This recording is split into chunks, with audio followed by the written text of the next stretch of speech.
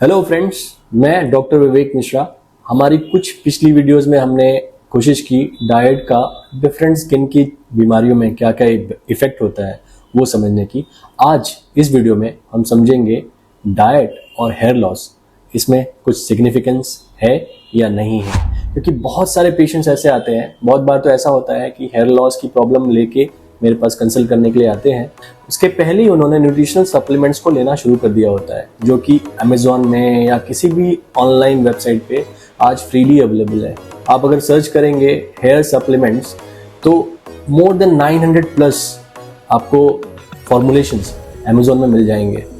ये जो बबल है हेयर सप्लीमेंट का, कितना वैलिड है, कितना रिसर्च बेस्ड है, कितना इंडिविजुअलाइज्ड है, ये बिकॉज एक वेव चलती है, जनरली हम समझ नहीं पाते एंड हमको लगता है कि अगर ये इसको काम किया तो हमको भी यही काम करेगा। Until and unless treatment is individualized based on patient's history, lifestyle, आपका current stress level, ये supplements may not benefit you. On the other hand, अगर आप excess लेते हैं तो आपको harm कर सकता है।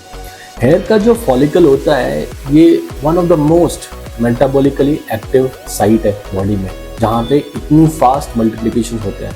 तो स्वाभाविक सी बात है कि इनको रॉ मटेरियल यानी कि न्यूट्रिशनल एस्पेक्ट रिक्वायरमेंट भी ज़्यादा होती है। तो जो न्यूट्रिशनल डेफिशिएंसी है वो ना केवल हेयर लॉस पे बल्कि हेयर के स्ट्रक्चर पे भी इम्पैक्ट करता है। ये वैलिड और रिसर्च बेस्ड फैक्ट अवेलेबल है। पर क्या न्यूट्रिशनल पार्ट करेक्शन हर को रिक्वायर्ड होगा जिसको भी हेयर स्ट्रक्चर या हेयर फॉल में प्रॉब्लम है? तो इसके लिए और रिसर्च की रिक्वायरमेंट प्रेजेंट है। रिसर्च बेस्ड डेटा कहता है कि सिर्फ सप्लीमेंट लेने से आपका हेयर स्ट्रक्चरल डिफेक्ट या फिर हेयर लॉस रिकवर नहीं होगा। इसके और भी फैक्टर्स होते हैं जो कि प्रॉपर डर्मेटोलॉजिस्ट के साथ कंसल्टेशन करके इवैल्यूएट किए जा सकते हैं। स्टडीज़ बताती हैं कि न्यूट्रिशनल डेफिशिएंसी बहुत सारी जगहों पे विजिबली दिखती है, जैसे कि एक्यूट टेलोजन एफ्लूवियम होता है, जो कि आजकल जैसे ट्रेंड है वेट लॉस का। जो लोग वेट लॉस में काफ़ी अमाउंट ऑफ वेट लॉस करते हैं, उनके केस में एक्यूट टेलोजन एफ्लूवियम दिख सकता है, जो कि एक ऑब्जर्वेबल फिनोमेना है। एक विटामिन होता है नाइसिन, जिसकी डेफिशिएंसी से डिफ्यूज हेयर लॉस दिख सकता है। काफ़ी स्टडीज़ डॉक्यूमेंटेड हैं जो ये बताती हैं कि alopecia areata, male pattern baldness, female pattern baldness में भी काफ़ी सिग्निफिकेंट कंट्रीब्यूशन न्यूट्रिशनल डेफिशिएंसीज का पाया जाता है। तो जैसा मैंने बताया, हेयर लॉस अगर आप सप्लीमेंट डालते हैं कीवर्ड अमेज़ॉन में या किसी भी वेबसाइट में, आपको 900 प्लस सप्लीमेंट्स दिखेंगे। और आपको जान के ये आश्चर्य होगा कि इवन US FDA, जो कि एक सबसे बड़ी अथॉरिटी है, उसके पास में भी ये राइट्स नहीं है कि वो जो भी सप्लीमेंट्स डिक्लेयर किए जा रहे हैं उनको प्री वेरीफाई कर पाए। ये टोटली मैन्युफैक्चरर की रिस्पॉन्सिबिलिटी है कि जो वो न्यूट्रिएंट्स उसमें ऐड कर रहे हैं वो कितना आपके लिए बेनिफिशियल है या कितना हार्मफुल है। जस्ट सप्लीमेंटेशन लेने से अगर आपके बाल रुक जाएंगे, ये हम अगर सोचते हैं तो बहुत ही गलत डायरेक्शन में हमारी सोच आज है। अगर आप ये न्यूट्रिशनल सप्लीमेंट्स लंबे समय के लिए लेते हैं तो इसका जो टॉक्सिक इफेक्ट है वो तो ज़रूर दिख सकता है।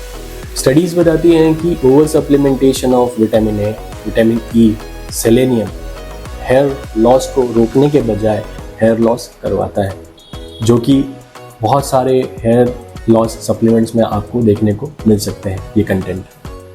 सो इस वीडियो में हम समझने की कोशिश करेंगे कि कौन से न्यूट्रिएंट्स एक्चुअल में वर्थ हैं हेयर लॉस के कनेक्शन में और जिनको सप्लीमेंट करना चाहिए, और क्या बिना टेस्ट किए सप्लीमेंट करने का कुछ बेनिफिट है या नहीं। सो पहला है आयरन, दुनिया की सबसे कॉमन न्यूट्रिशनल डेफिशिएंसी, और इसका हेयर लॉस में कंट्रीब्यूशन होता है। वीगन्स और वेजिटेरियंस को हायर रिस्क होता है इसकी डेफिशिएंसी होने का, around 2 times they are at higher risk as compare to non vegetarians. So iron का एक्टिव फॉर्म और आयरन का जो स्टोरेज फॉर्म होता है सेरम फेरेटिन, इनको चेक करने के बाद ये समझ में आ सकता है कि आपका आज का करंट लेवल क्या है और इसको कितना सप्लीमेंट करने की ज़रूरत या किस लेवल तक ले जाने की ज़रूरत है। जिंक एक एसेंशियल मिनरल है जो बहुत सारे एक्टिव रिएक्शंस जो हेयर ग्रोथ में होती हैं उनका को फैक्टर की तरह काम करता है, उनका एक ड्राइविंग फैक्टर होता है और एक हेजहॉग सिग्नलिंग पाथवे होता है जिसमें जिंक का बहुत बड़ा रोल होता है। जिंक के लेवल को मॉनिटर करना, जिंक के अदर जो इफेक्ट्स हैं चाहे वो स्किन में हो या बालों में हो उसको ऑब्जर्व करके उसके करस्पॉन्डिंग एक्शन लेना इज़ अ राइट वे। आप अगर जिंक का एक्सेस सप्लीमेंटेशन लेंगे तो पेट में दर्द, उल्टी या फिर और भी चीज़ें हो सकती हैं, तो इसे अपने आप से लेने का प्रयास ना करें, यही आपके लिए हेल्पफुल रहेगा। सो विटामिन B3 है जिसकी डेफिशिएंसी से आपको हेयर लॉस देखने को मिल सकता है।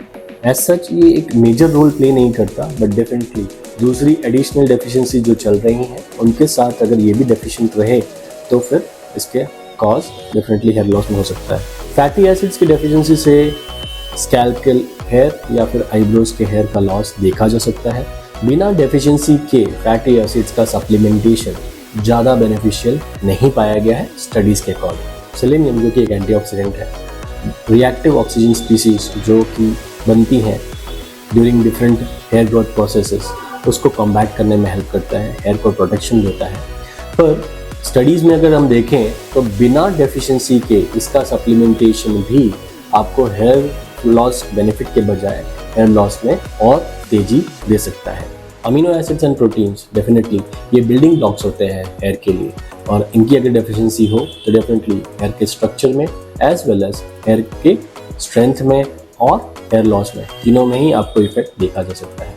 बायोटिन एक बहुत ही पॉपुलर मॉलिक्यूल जो कि हर सप्लीमेंट में पाया जाता है, हर हेयर लॉस सप्लीमेंट में पाया जाता है। अगर हम स्टडीज़ को देखते हैं तो बिना डेफिशिएंसी के बायोटिन करेक्शन या सप्लीमेंटेशन कुछ बेनिफिट नहीं करता है। अगर बायोटिन डेफिशिएंसी है तो डेफिनेटली आपको हेयर लॉस हो सकता है। इसके साथ आपको एक्जिमेटस स्किन मिल सकती है, ड्राइनेस ऑफ आईज मिल सकती है। तो ये कुछ फैक्टर्स हैं जो सप्लीमेंट लेने के पहले आपके डॉक्टर आपको ज़रूर चेक करेंगे और उसके अकॉर्डिंग चेक करके और साथ में लैब टेस्ट करके फिर सप्लीमेंटेशन पे रख सकते हैं। सो ट्रीटमेंट को अपने हाथ में लेने से अच्छा है कि जिसे इसके बारे में जानकारी है, डर्मेटोलॉजिस्ट को जिनको जानकारी रहती है उनके पास कंसल्ट कर आप लैब टेस्ट वो इवैल्यूएट कीजिए और आपका ओवरऑल स्किन का और हेयर का जो क्वालिटी है उसको इवैल्यूएट करने दीजिए और फिर एक जागरूक होकर ट्रीटमेंट को एक्सेप्ट कीजिए, ताकि आप ना केवल हेयर लॉस को इमीडिएट लेवल पे करेक्ट कर पाए बल्कि आप हेयर ग्रोथ फेज जो हेयर लॉस करेक्शन के बाद आएगा उसको भी कंप्लीट कर पाए। इस तरीके से जो हम ओवरऑल हेयर लॉस को डील करेंगे देखेंगे तो हमें हेयर सप्लीमेंट का एक्सेस यूज, उसकी टॉक्सिसिटी से बचने में आसानी रहेगी और एक राइट वे में करेक्शन को कर पाएंगे।